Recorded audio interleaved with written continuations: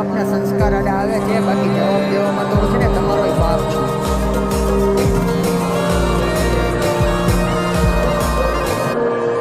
તો મા બાપના સંસ્કાર અડા આવે છે, બાકી જવાબ દેવામાં તો